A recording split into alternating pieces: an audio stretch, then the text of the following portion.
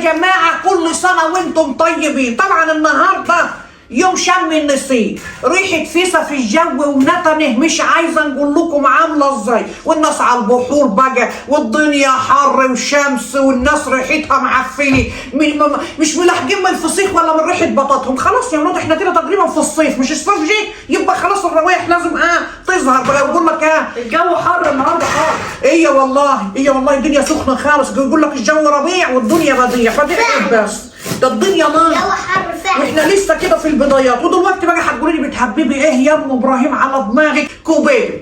هنعملوا شويه كوبيبه. صراحه ربنا الكوبيبه دي ما بنعملهاش غير في العيد الكبير. بس بقى الواحد الخوخ ده طاري ليه كده؟ لا ده جميل. لا حلو العيال نفسها فيه، قالوا لي يوم ما اعمليها لنا، قلت لهم حاضر من عيني. اني احسن واحده نعمل الكبيبه دي. هنفتح بقى المفروض الكبه. عارفه المفروض يسموه ايه؟ شم الفسيخ. ما هو شم الفسيخ. نطنه الناس عماله تاكل في الفسيخ فسيخ وتاكل في بصل وتفسي. الجو بره يعمل يطلع يا ساتر يا رب، الاكسجين مختفي من الجو. والواد مسلم قلت له يا ابني الدنيا حر، روح كده على البحر اتمشي. قلت له اتمشى يا مسلم، روح شوف لنا البحر رايق، لو كده ناخدوا شويه الكوبيبه دول نروح نطفحوهم هناك. الولد راح قال لي يما عربيات نص نقل مليانه ناس، والناس اخدين عجل كاوتش من الطخين دي بيعملوه عوامي، والنسوان متكيه طجليت هناك، واللي عنده جاموسه اخيتها هيحميها في البحر، والحصينه متكيه حلوه في قلب البحر وعماله تفشل على خير. نطنا بنقول لكم حاجه يعني خفيش بعد كده. قلت يا بنت لا ما تطلعيش ولا تروحي. الله يكون في عونك. قلت يا بنت لا تروحي ولا تيجي، اقعدي شويه اعملي شويه الكوبيبه واطفحيهم انت والعيال وخلاص على كده ببركه ربنا. هنخرط البصلايه بقى الاول. البصل صنن مني والله. حاجه كل شويه توقف على جفاي. حاسب يا ابني حاسب. الدبان اللي بيوقف على جفاك يا مسلم. الدبان ناموسه. انتوا بتضربوا دول مغرفه اللي بنطبخوا بيه. انتوا فاكرين الصياد؟ الناموس. لا مش بتاعت الناموس. بيعملوا بيها كده. لا مش هي يا اخويا. دي المعلقه السيليكوس اللي بنقلب بيها الطعام. الناموس بينسجم مننا. بص يا مسلم انا عايز اطلب منك طلب. يلا طلبي. تقوم تجيب لي الفيشه اللي احنا موصلينها في البتاع ده عشان خاطر نوصل بيها السلكه دي. الرحمن الرحيم. اللهم صل على نبينا محمد. ما تنسوش تصلوا على نبينا محمد يا ولاد، ولو جيتوا لحد هنا ما تنسوش تحطوا اللايك. ان شاء الله تفرحوا وتكسبوا وتربحوا يا رب، ويبقى عندكم في بيوتكم كل الخير. تحطي كده الكزبوره. اهم حاجه بقى يا ولاد انكم تفرموا الحاجه بتاعتها تميز قوي عشان تبقى ناعمه كده ومظبيطه معاكم. ده كام كيلو لحمه ده؟ دي يا ولاد 2 كيلو لحمه. 2 كيلو لحمه مفرومه من اللي هي فيها دهن، هي فيها دهنتها زي ما هي كده بالدهنه بتاعتها. 2 كيلو. هنشوفوا بقى الرز دي كيلو ونص مسكته وغسلته، او كيلو الا لا 2 كيلو الا ربع يا ولاد بصراحه. 2 كيلو الا ربع هنفضيهم على يا ابني اسكت يا ابني يا ولاد لصحتوني. دبان واقف عليك. لا حول ولا قوه الا بالله. هنحلف بلا عنا الكوبايه ونخش ننام جوه. خلاص كملي الاكل. الرز مسكته فرمته وخليته جميل خالص عشان انا بنحبها ناعمه. ده كيلو 2 كيلو الا ربع. هنضرب بقى البصل. الرز بيتحط اكتر من اللحمه؟ لا ايوه الرز اكتر من اللحمه. هو ده اللحمه قدها 2 كيلو واللحمه 2 كيلو يا ولاد. والرز ودي 2 كيلو الا ربع. يبقى النور اكتر. كده الرز اقل من اللحمه. الرز اقل مش مشكله، لما نعوزه هنحطه. شايفه بقى امي؟ شايفين على طول كده اول ما تنعم كده معاك تنزلي ببقيه الحشوه كده فيه. كل دي كزبره؟ ايوه هي كده يا ولاد، لازم تبقى خضره وريحتها حلوه. على فكره هو في ناس بتحب تكتر البتاع اللي اسمه دي اللي شبه الكزبره دي، البقدونس دي. انا لا مكتره الكزبره ومقلله البقدونس خالص. ما بنحبش ريحه البقدونس، ما بنحبش ريحته، بتبقى ريحته قويه بتضايقني. بيتحط في المحشي ده. ايوه بتضايقني والله. حتى في المحشي انا البقدونس بتاعي برضه بيبقى قليل. نقلبه بقى تقليبه كده. هات المعلقه اللي معاك دي كده.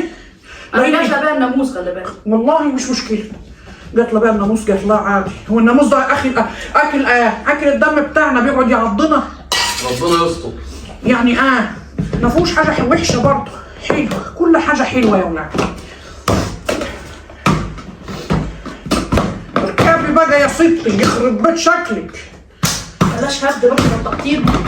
الكبه ديت حيرتني، السنون بتاعتها بردت وبتقطع الحاجه بالعافيه، بس مش مشكله. بصوا بقى بعد ما نعمتها خالص اهي بقت زي الميه، هنحط بقى بلاستيكيه اللحمه اللي فيها 2 كيلو لحمه مفرومه، ننزله بالحشوه كده اللي هي البصله. انتوا عارفين يا اولاد ان الطبيخ بتاعي ما يختلفش عليه 2. بعد ما نزلت الخليط كده شايف يا براهولا عشان الريحه هنجيبه الفلفل الاسود ماشي معانا في كل الاكل وبيبقى لذيذ، معلقه حلوه كده او معلقتين حسب الرغبه بتاعتكم، وحبه كمون كده. انا حطيت فلفل اسود وكمون، وهنحط بقى من البهارات التانيه دي شويه بصل بودر ننزلوا بيهم كده يخلوا الريحه معانا جميله. ما بحبوش انا بتاع لا حلو، حبيه حلو، نقول لك ايه؟ حلو وتوم بودر مع التوابل ديت نمرشها كده في قلب بعضها لحد ما تشرب الإدام وكلها تبقى هي بتخمر ولا لا يا حبيبي تخمر، هي عجينه ده في ثواني على طول هنقطعها طب انت ليه ما تعملهاش لحمه مشويه مثلا؟ لازم تحط عليها رز. لا يا حبيبي ما نكفيكم لحمه من اللحمه مشويه، هي كده كفته من الصوابع دي. هو كده مفيش مقارنه بين كفته دي الرز حاجه ودي حاجه، صح يا كفتة ناس؟ الثانيه احسن، الثانيه احسن والله. يا حول ولا قوه، لازم الواحد انسان ينوع، لازم الانسان لازم تذلي ينوع نفسك يعني. لازم الانسان ينوع يا ولاد، شويه من هنا وشويه من هنا، مره كفته دي رز طعم ودي طعم تاني خالص. مره كفته لحمه. الله الله يا نجمه، شم كده، شم الريحه، شم يا مسلم، جميل. شم يا براهولا. ريحتها حلوه. هي ليه لونها مش اخضر؟ اهي خضرة وجميله اهي، فستقيه هي والله. ما خضرتش يعني. لا هتخضر دلوقتي هتخضر وتحمر وكل حاجه. هنجيبوا بقى الرز تنزلي بيه حسب العجينه في ايديك، عشان فيه رزايه بتبقى كده وفيه رزايه بتبقى كده، معنى كده يعني يعني ايه رزايه كده ورزايه؟ يعني فيه رزايه تشرب الايدام بسرعه، وفيه رزايه تلطلط معاكي كده وتبقى مبصبصه، تفضلي انت بقى تضيها. ايوه يا حبيبي. بتسلق يعني. هتسلقها ازاي؟ هنسلقها في الشوربه. هتوجدي التعجين مش ريحتها كفته ليه؟ مش ريحتها كفته، لو انا قصرت في حاجه ما حطيت كزبره وبقدونس وحاطه كل حاجه. هي ما ريحتهاش حاجه ليه؟ ريحتها عجينه معموله يا عامله زي الفلافل ليه؟ بيجيلك على كحك وبسكوت. ما بتحط الزيت ولا حاجه دي ما بتخاف. بتتعجنش دي. عايز والله ما بتتعجن دي. ايه؟ اسكت يا موسى، مش ناقصه ايه؟ اسكت يا براهولا، ابعد عني يا براهولا، ابعد عني يا براهولا. تبعد عنها لتنطحك يعني. ممكن تكوني كترتي الرز على فكره. لا ما كترتش الرز ولا حاجه. هي دي على فكره تعتبر كفته رز. يا بنت هي عايزه تضلك بس، بشوفي جمالها دلوقتي، عايزه بس تتاخد تتعجن يعني صح، تشرب من بعضها. لسه عدبة على فكره، هنحط لها شويه بهار، تكتري بهارك وتعمري دارك. العجينه شربت الإدام اهي زي ما انتم شايفين، وبقت جميله خالص ومتماسكه. قطعي معايا بقى يا نجمه التقطيعه اللي انت عايزه. خد يا مسلم، هتقطع ايديك نضيفه؟ ايوه بس الايد. خد يا حبيبي قطع يلا. واني بقى هنعمل لكم شويه كبابه ما لهمش حل خالص. هنفضي شويه زيت بس في الطبق كده. بصوا هناخدوا حته العجينه كده على قد الكوبايه اهي. الصبع يبقى تخن ايه كده؟ رفيع ولا طريق؟ هاتي نعمل براحتكم اللي تعملوه. هاتي نعمل صوابع. اعمل صوابع، اعمل يا حبيبي. الصوابع تخينة جو. يا عم تقطع كده منها يا هوطه، بص تقطعي حته كده وتيجي مدوباها كده وتيجي فركها تبقى صوبع. شفتوا الحلاوه؟ اهو لو الحته زي دي كده تنزلي بيها في قلب الزيت كده حلو. ايوه كده، ايوه يا نجمه، وتبططيها كده التبطيطه الجميله، لا تخنيها ولا ترججيها. بصوا الملمس بتاعها كانها عيش يا ولاد. واخوك خميس عامل ايه يا براهول ليه؟ ابويا بيقول لمراته الجديدة، بيقول لها الولد بيضحك بالليل، راحت قايله ان هو الملايكة اللي بتضحك. يا سلام، الملايكه بتضحكوا وبتزغزغوا. ايوه يا اخويا، وابوك فرحان بيه؟ والعيل شكله حلو ولا مساخ؟ شكله زي القمر. لا ما تقوليش، العيال شكلها بيتغير، لو كان مولود حلو وبكره يبقى زي النيله يوحش. صح ولا لا يا هوطي؟ قول الصراحه. صح. لا صح ونص كمان. طب انت بتحبه هو اكتر ولا بتحبنا احنا اكتر؟ لا هو اكتر. ليه يا اوعى حبيبي؟ اكتر ليه يا حبيبي؟ ليه بس كده؟ عشان انت مخلفه شياطين. عيالي انا إحنا- شياطين والله ماشي يا يا عم. حبيبي. ليه يا عم عملنا لك ايه؟ ماشي. بيزعلوك في ايه يا براهول ليه؟ ده احنا شايلينك على كفوف الراحه. شياطين ليه يا ابني؟ بس انت صنف واطي زي ابوك. زي ابوك ما بيتمرش فيه حاجه. زي ابوك اللي الهي تتخزق حبايه عين. خلاص بقى. الله يحفظك عينيك. تخزق عينيا اني. تصدق ان انت انت عامل ايه؟ تصدق ان انت جربوع يالا. جربوع وربايه مش كويسه. ها؟ عشان لسانك الطويل دي. انا بنقول لك جمدي قلبك. لا عمري قلبي ما يجمد لا. لا يا حبيبه قلبي. قولوا لها حاجه يا جدعان والنبي. بتقول عليه رباية مش كويسة هو وبتحبه. غلطان بكره لما يكبر يعدل. هنعمل له وطن. لا انا مش عاجل حتى لو امال نبقى نتخاصم معاه ونتعارك معاه وابوه يشمط فيا. بص يقول لك حاجة يقول لك حاجة حبيه بس حرصي منه. انا بنحبه ومحرصه منه من بعد ما سرقني وعطى الفلوس لابوه. واني والله العظيم يا ولاد محرصه منه قوي يعني بصراحه ربنا. ملوش امان. ملوش امان يا ولاد ملوش امان. تدهنيها زيت كده عايزه زيت يا نجمه. ليه الزيت لو بيخليها تقص ايه؟ ايديكي يعني عشان تبقى بتلف معاكي على طول. تبقى مليطه كده. يا جدع يا مسلم انت اللي عامل العده دي والله. الشغل دي. طب ما انت فنان اهو يا مسلم. اصله كان بيلف فلافل يا قبل ابني كده. الجرس اللي انت عامله. كان شغال في مطعم فول وفلافل كان عليه فلافلايه لا خبرة تتاكل كتير. ولا تتشرب. ال5 جنيه اللي انا كنت اعطيها لك مصروفك الصبح حاططها لمين؟ لابويا. لابوك. جاب بيها سيجارتين فرد. ينفع كده يا جماعه؟ بعتك انت اللي جبتهم له؟ قلت للراجل قلت له هات سيجارتين. سيجارتين لمين؟ لابويا. يا حول ولا قوة إلا بالله. ده مصروفك يا براهول. المفروض تجيب لك كيس كاراتيه كيس شيبسي مصطيكة تندخة. ياخد مصروفك. ومراته كويسة معاه يلا احكي لي ولا بيتعاركوا؟ بس انت مالكيش دعوه بالناس بقى. ما بيتعاركوش. لا ما بيتعرفش. الولية العجوزة امها لسه هناك. بتعمل وكل ايه؟ ما نيجي نبص النونو خميس نونو بتزود في خميس. كتفي في كتفي تقول لي بعد كده عايزين تموتوني تقول لي الولد. شوف الولية العجوزة. طب وهي بتنصحك كده. هي امك مسلطاني على الولد ولا ايه؟ ان شاء الله تتنغص نيتها مصارينها. سوء. نيتها الولية سوء العجوزة ولا والجولة. مرات ابوك اللي بتقول كده؟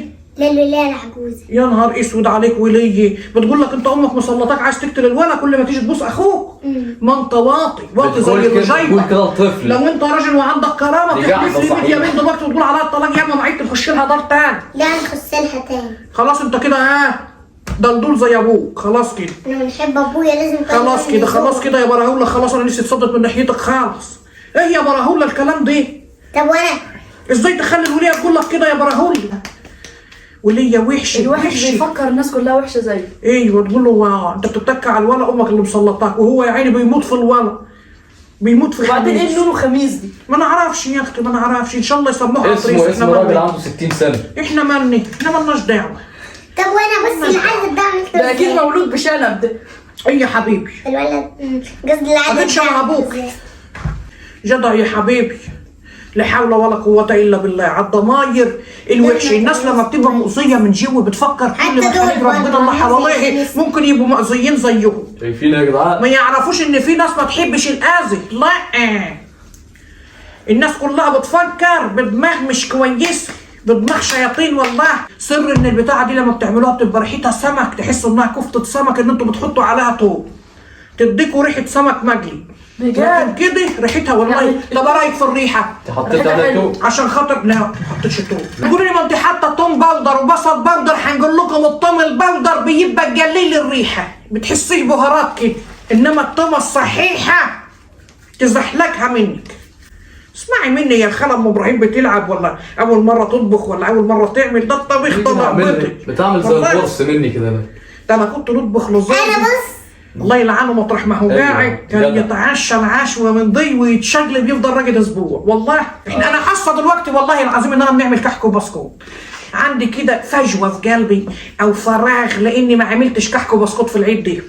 رحت اشتريته جاهز وندمت ندم الصينين. فحاسه ان انا لما عيالي قدامي كده وبيعملوا كحك وبسكوت نفس الاجواء فعلا. نفس الاجواء والله. شوف ربنا عوضنا ازاي. سبحانك يا رب. بس الكفته احسن. الحمد لله. الله يجلد. حسيت ان دي اشاره. الحمد لله. الحمد لله يا ولاد. دي فالمشاعر ماشي. ما يبقى عندك مشاعر بيتي اوعي تطلعيها مع حد غريب. اوعي تلم عيالك على الطبليه وتطلعي مشاعرك على اولادك، يشموا فيه ويتربربوا يشموا فيه. ويكبروا دي كده مش مشاعر. ويتألفوا على بعض، وده يشم وده يشد وده يند، تطلعوا كده أسرة جميلة. والله طلعيش مشاعرك البيت مع حد غريب، هتطلعيها وهيشمها ويا ريته هيعجبه، والله يطمر فيه، والله ما هيطمر فيه. اسمعي مني، شايف يا براهولي؟ مش عايزه تخلص انت خايف زي ما هي. بتبصوا يا اولاد، قولوا لي يا اولاد، الواد براهولا ده على طول بيخاف يا اولاد ويتلفت ورا. بصوا شايفين المنظر؟ نفسي نعرف بص على ايه يا ليه، حبيبي؟ نفسي نعرف ليه يا براهولا، نفسي نعرف ليه يا حبيبي كده بتتخرع ليه؟ احنا برضو السبب والله العظيم. انا قلت لكم يا نجمه ما تخرعهوش، بيقعدوا يقولوا له فيه مش عارفه البعاوه ومش عارفه تنظر ايه، عشان ما بيرضاش ينام. اسامي مجرفه يقعد كده عامل جالك في قلب يتخرع. الدار. ما تخافش يا حبيبي، ما تخافش ان شاء بس الله، العو ان شاء الله يا رب كده المؤذي ربنا يأذيه. مرات بص على يا ابوه إبراهيم. مرات ابوه عينها وحشه والله العظيم، كل ما يروح يجيني متشقلب من عندها كده يقول لي ياما انا خايف ومش خايف، تقعد بقى تنج عليه. دي شربت ديك شامورتي كنت سلقاها اول امبارح وشلتها في التلاجة عشان نسقط فيها شويه الكوبيبه دول، هننزل كده بيها بسم الله الرحمن الرحيم. اول ما تمشي على الغليان كده تسقطي الكوبيبه على طول، واحده ورا واحده على طول كده، رصه كده دايما. بسم الله ما شاء الله طلعت جميله اهي، جرس زي العصر. بسم الله تسقطي على طول كده. رايك يا براهولا في الكفته؟ براهولا عجبته الكفته الجوي يا جماعه، ايه رايك يا حبيبي؟ كده بياكلها بالكاتش. وبناخد بقى الاجراس بتاعت الان الكوبيبه نسقطها كده في قلب الشوربه الجميله، حاجه بالصلاه على النبي قشطه. بصوا مفرفره ازاي، ما لزقتش ببعضها ولا الكلام دي. الله مش اي حد يعرف يعملها وتبقى ريحتها حلوه ومفحفحه كده. خلاص استوت، وبصوا الشوربه بتاعتها جميله، ما نعرفش هي غضبانه على الشوربه ولا ايه، ما رضتش تشرب منها خالص وعايمه كده بس جميل. وقالت طبعا طبق الكفته كان اكتر من كده بكتير، بس الواد مسلم والعيال اتلموا عليه قعدوا ينجروا فيها خلصوها. ويلا بقى نسيبكم في رعايه الله، مع السلامه، واستنوا الفيديو الجاي في رعايه الله.